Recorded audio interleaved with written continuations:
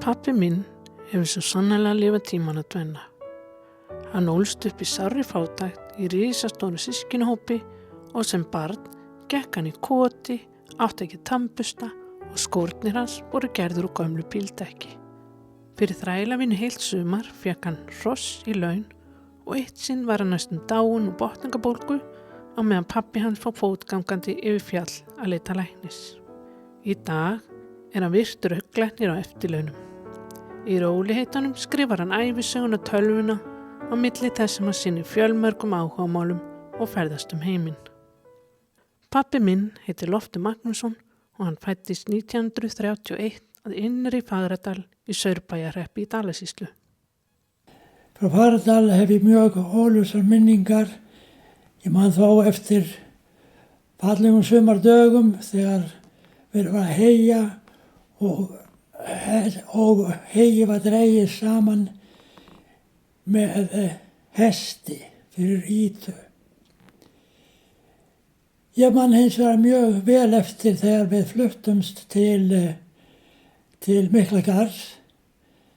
Ég man það að mamma, hún reiddi mig fyrir framan sig á hestinum og þegar svo komið að við sáum yfir Saurbæinn það þótti mér þetta frítt og fagurt land, enda hef ég víst ekki farið mikið lengra en út fyrir túnfótinn meðan ég var í Fagradal.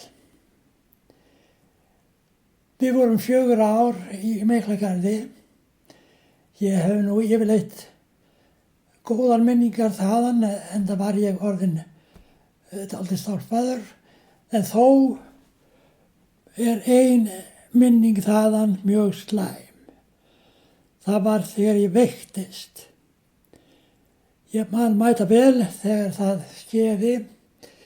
Við krakkarnir vorum þá að leika okkur úti í snjóhúsi og þegar ég kom inn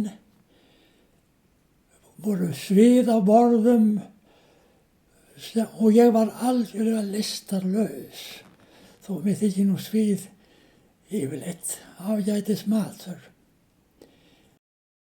Það var nú ekki mikil úrræði á þessum dögum í svona tilfellum og sjálfsagt hefur lítið svo á að ég myndi ekki lifa þetta af, en ég hjarnaði þó við.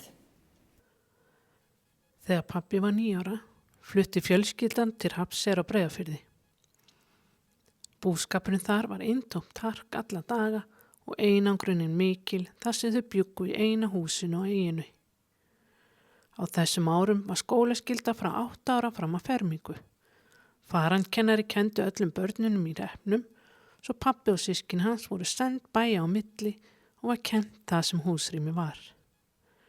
Pabbi fullyrðir að þessa 4 vetur sem hann og systkin hans voru í grunnskóla fengu þau mun minni kennslu en börn í þéttbýli, jafnvel ekki nema 2 mánuði á vetri.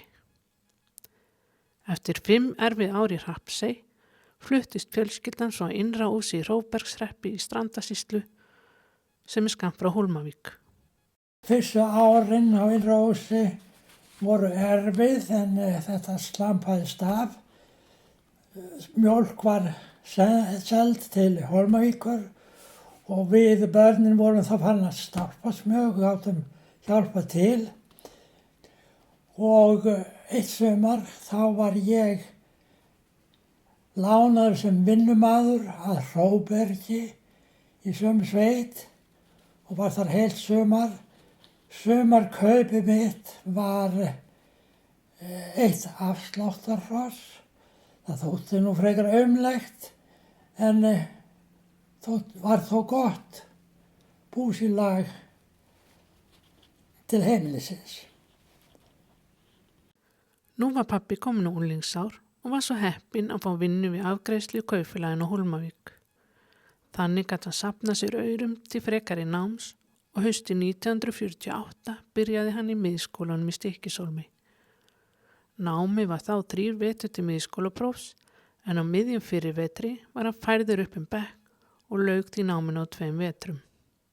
Eftir ég lauk miðskólanum í Stykkishólmi fórum við skólafélagarnir í langt ferðalag, fórum meira að segja til Mývatns. Á heimleiðinni stoppum við á Akureyri og þá hittum við Þórum Björnsson, skólameistara við MA, og þá var ákveðið að ég og 2 skólafélagar mínu fengum inngöngu í MA.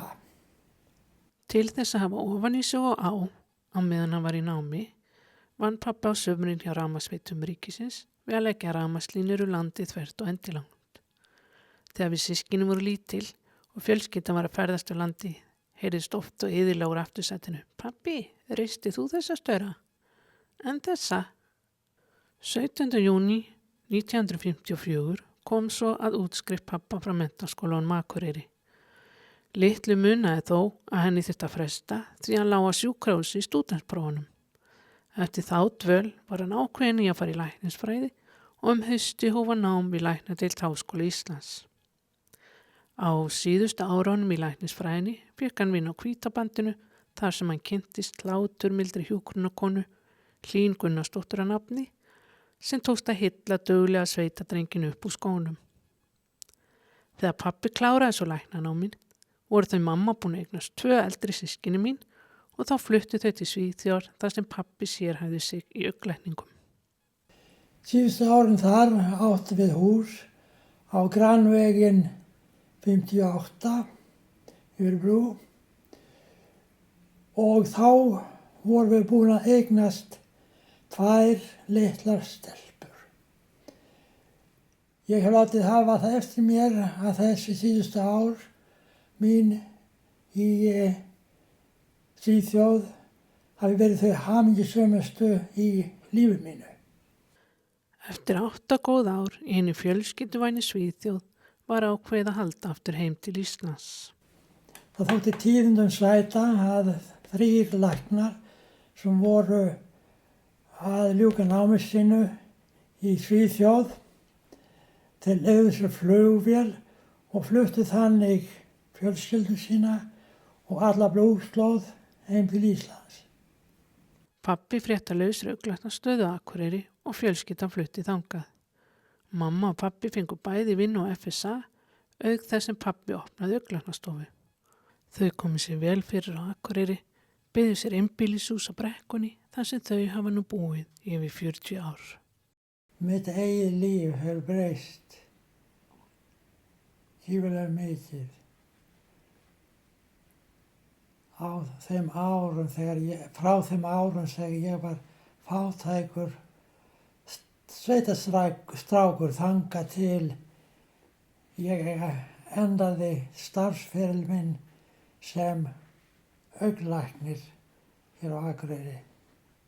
En ég get kannski sagt sjálfa mig að ég hef verið hamingjumaður, eignast góða fjölskyldu og lengst af haft góða heilsu.